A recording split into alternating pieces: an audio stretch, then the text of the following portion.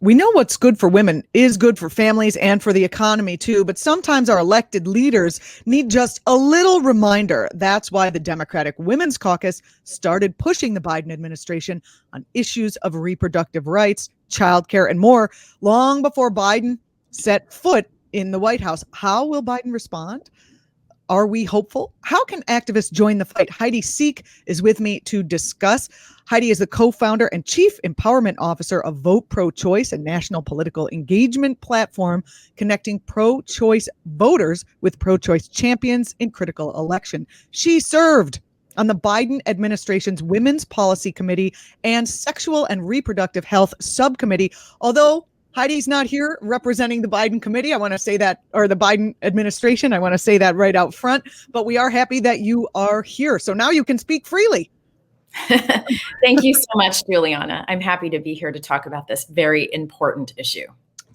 Let's start with an update on the state of reproductive rights in this country. And what are your thoughts going into the Biden administration? Well, there's some good news, but there's also a lot of bad news. Now, we've talked about this a lot on your show before, about the state of reproductive freedom in the United States of America. It is not good because of a funded strategic infrastructure of leadership development, legislation, protest infrastructure, and propaganda. The anti-choice minority of people have created an environment in the United States of America over the last 50 years that is very hostile to reproductive freedom.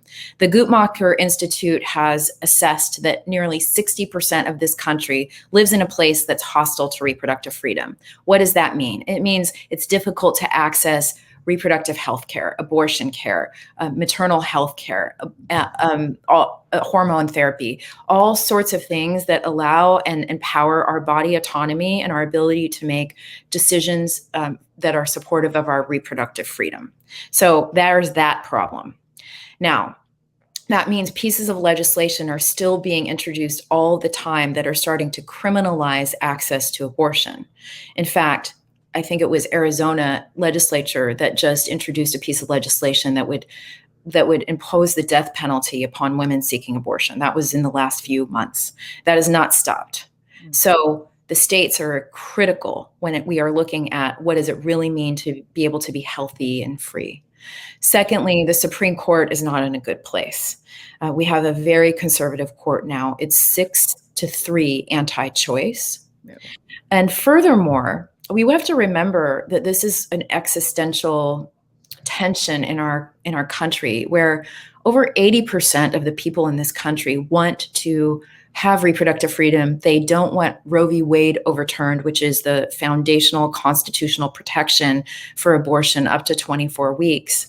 But the fact of the matter is that we're losing ground.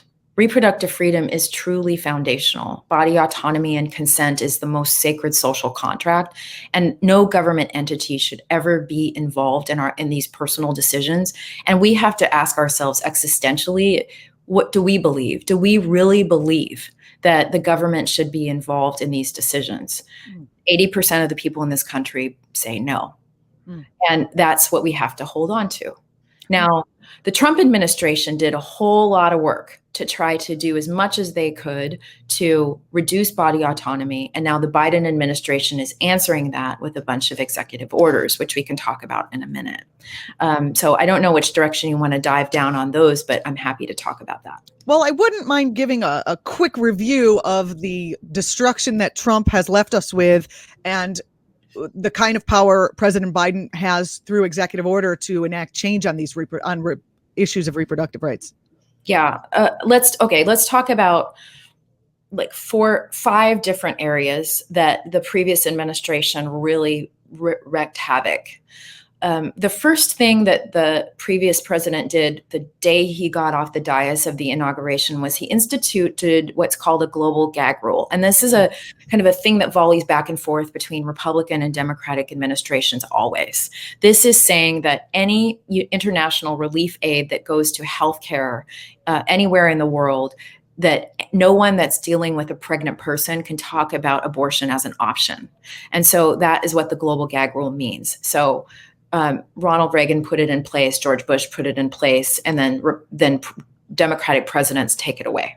So that's what Donald Trump did on day one, is international constriction of access to reproductive health care. And they do that because we are providing access to healthcare in certain areas, and they pull funding, right? How does it? Yeah, how can that's right. Okay, that's right. A lot of money is flowing into relief organizations, AIDS and HIV work, immunology, that sort of thing that's happening across the world for humanitarian relief. And this is just constricting it from any kind of services going to pregnant people who might need abortion care. Mm-hmm. So can't talk about it, you get funding pulled if you say a word about it. Now, additionally, that also happened domestically through the Title X program, which is a program that was established in the Nixon administration to provide birth control to low-income people. And it's funded by the government, and it has nothing to do with abortion. It's all about birth control. Because of the Hyde Amendment, which was established in 1973, no federal money can go to abortion care. I will repeat that. Federal money does not go to abortion care, but money will flow into medical services, medical clinics, particularly public health clinics that provide birth control, low cost and free birth control to folks. That is what the Title X program is. The Trump administration created a barrier for access to those funds, that if a medical clinic, a public health clinic, a Planned Parenthood offers an option of abortion, or even talks about abortion to a pregnant person that comes into the clinic, they can have their federal funding for birth control rescinded. And that's what the Trump administration did through a rulemaking. Bad. Now, we also know that the previous administration did everything they could to roll back access to the Affordable Care Act, which includes access to birth control. And they even supported a Supreme Court decision that would allow your employer to decide whether to allow your company health insurance to be covered by, or to cover birth control. That all happened during the Trump administration. And then further, there's more issues that are involving body autonomy and reproductive justice, which includes the ban on trans people serving in the military and all of the horrible, horrific things that happened along the border when immigrants would come in and seek asylum, which included forced sterilizations, monitoring women's menstrual cycles, and just preventing some pregnant people from getting access to abortion for an extended period of time. And it's just been very focused on control and a real obsession with the reproductive health care process of families and women. Now, that all happened in the previous administration, and this is what you're seeing the Biden administration address initially. So they reversed the global gag rule, they reversed the ban on trans people serving in the military, the Affordable Care Act executive order that came out focused on the entire government that needs to look, the entire federal government needs to look at different places where the previous administration had limited access, particularly for people with pre-existing conditions. But let me be clear, this is not enough, because what we were advocating for on the Women's Policy Committee and the Sexual and Reproductive Health and Justice Subcommittee was we need a whole of government approach from the Biden administration to be looking in every nook and cranny in every federal agency where access to reproductive health care services and body autonomy is being limited. And that includes like the trans ban on serving in the military, like immigration healthcare, like any kind of access to birth control and services that needs to be addressed. And we are really hopeful that the Biden administration will continue to be bold. They're just kind of fixing the holes that the previous administration has wrought.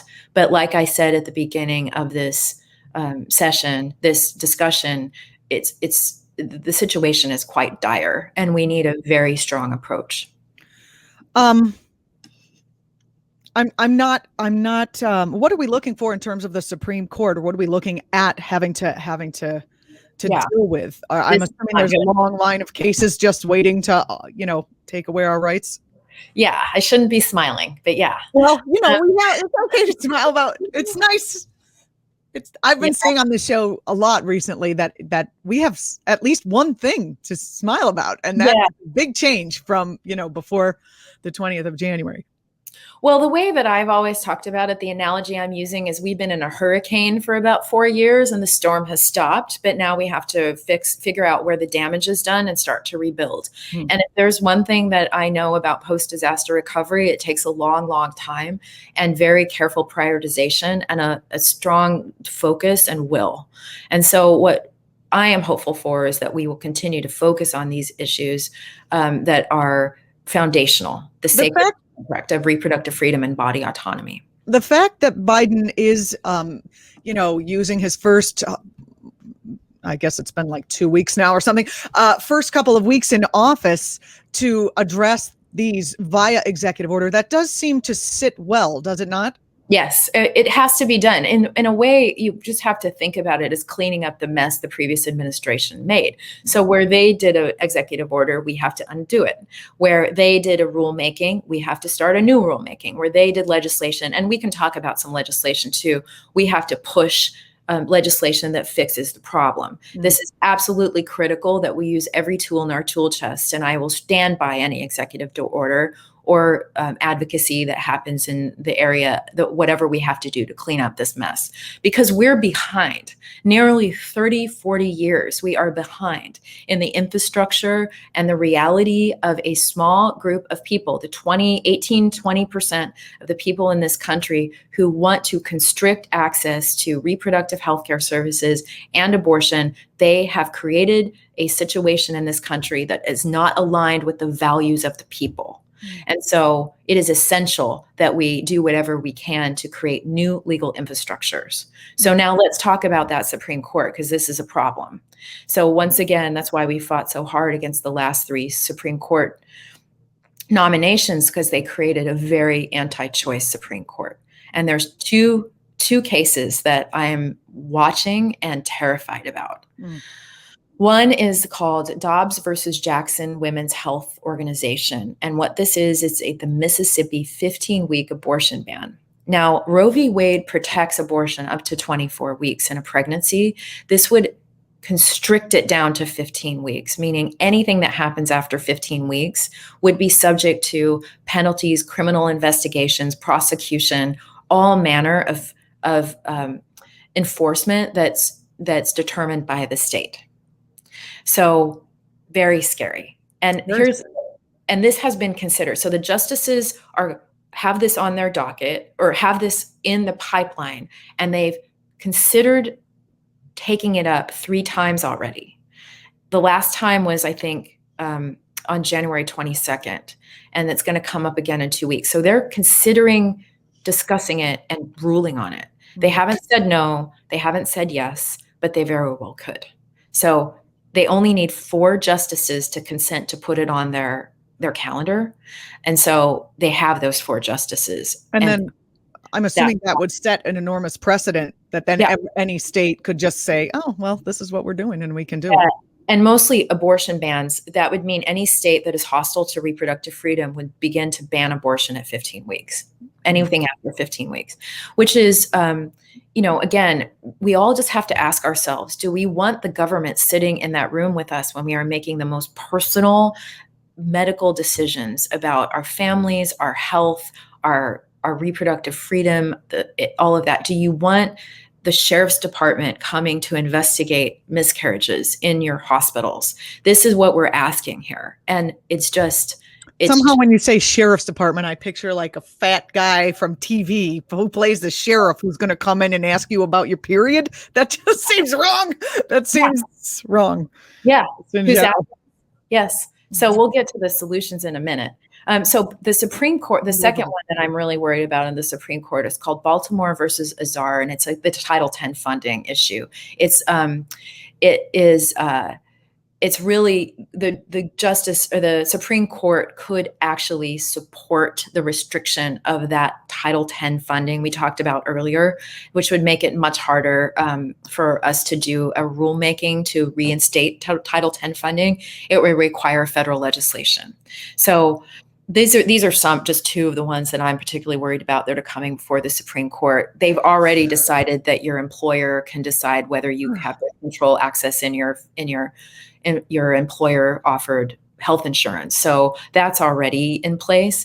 But I think there's 17 or 18 other cases that are similar, that are abortion bans, that are facing the Supreme Court as well. Mm-hmm. So the thing to remember is that the court doesn't have to overturn Roe v. Wade outright to make abortion care and birth control totally inaccessible. In fact, it's pretty inaccessible. What we're saying now in the community is like, we've all used Roe v. Wade as a incomplete consolation of like, well, at least abortions is constitutional, but the fact is it's not accessible. So Roe is a very, very basic floor, and it's a problem.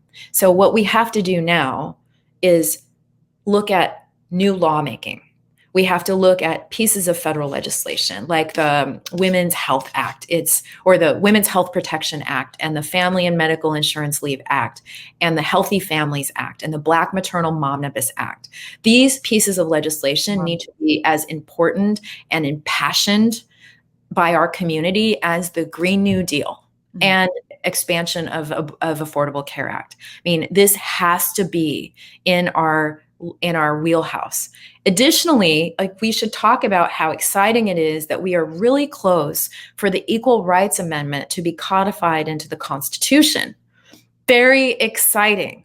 So again, looking at the states, we see Jennifer Carroll Foy, who was a legislator in Virginia, who's now running for governor, led the charge to get the last state ratified, the ERA ratified in Virginia. We have 2/3 of the states. The Congress has passed, or the House of Representatives has passed the necessary legislation to allow for the ERA to be codified in the Constitution, and now we just need the Senate. And then we will have an Equal Rights Amendment in the Constitution that will create a different playing field of equality. That's not, you can't discriminate on sex by the basis of sex. And that will create a new opportunity for us to make sure that rulemakings and legislation are very equal and have a new accessibility for making sure that we're all that's wonderful under the law. That is very exciting. Yes. Yeah, it's very exciting. So I'm mentioning these things because, yes, we have to be very, very concerned about Supreme Court. But guess what? The Supreme Court is the end process. It's after the pieces of legislation have been passed and litigated. They're coming through state legislatures and Congress. So that means that we have to really focus on those lawmakers, particularly in states like the Virginia state elections that are happening in 2021, and also the thousands of local elections. There's like 45,000 local elections that are happening across the country this year.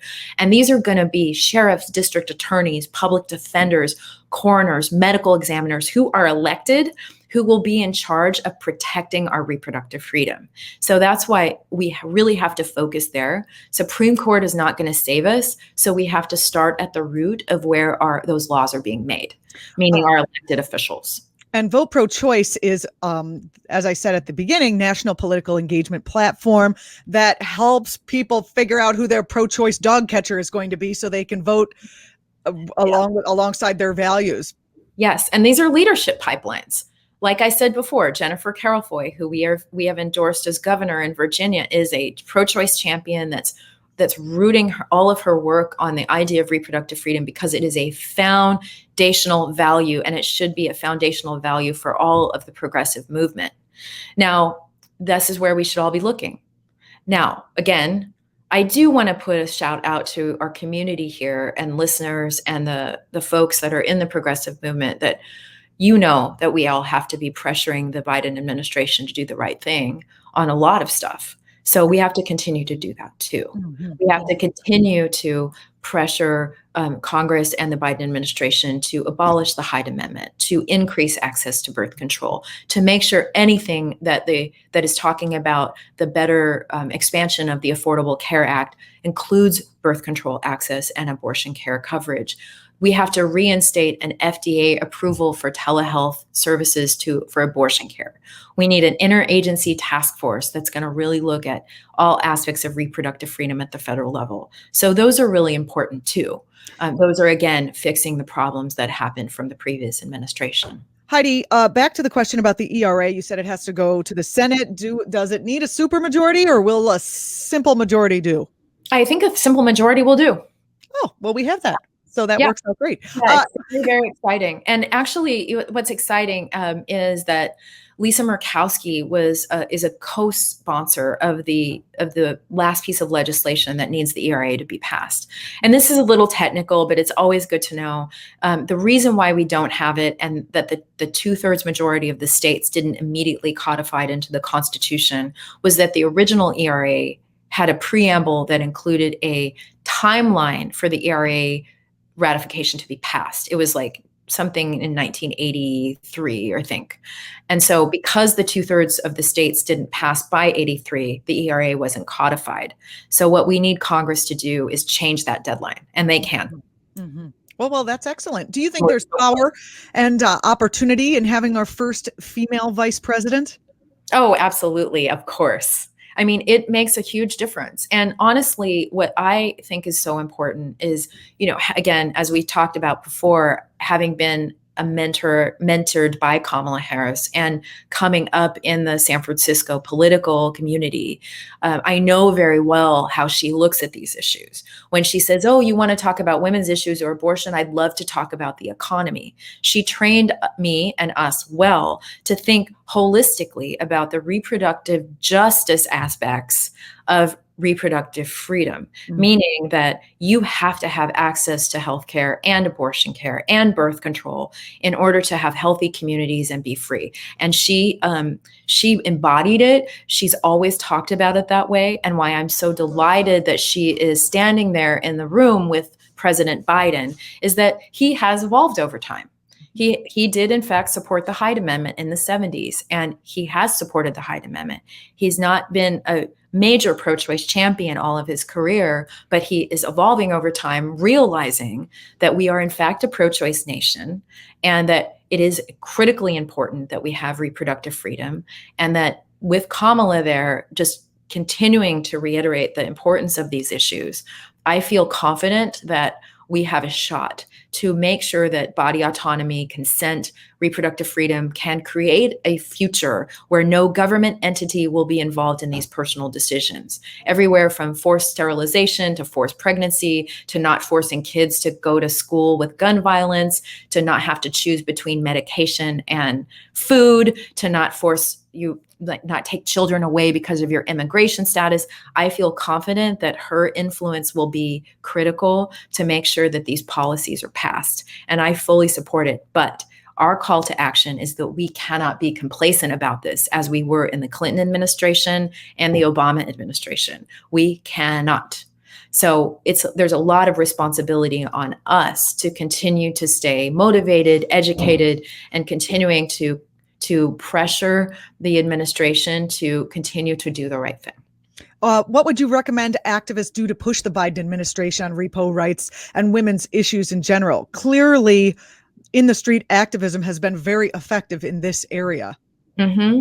Well, I do think in the street activism is very critical, but I also think these are folks that Biden-Harris administration is open and communicating with different factions of people, and we should continue to do that. It's really it's talking to whoever that can get into the ear of folks that are in that administration. Of course, I have to promote my own platform, VOTEPROCHOICE.us, because we're going to be focusing on those foundational solutions of elected officials, particularly criminal justice elected officials in the states where abortion is most in peril.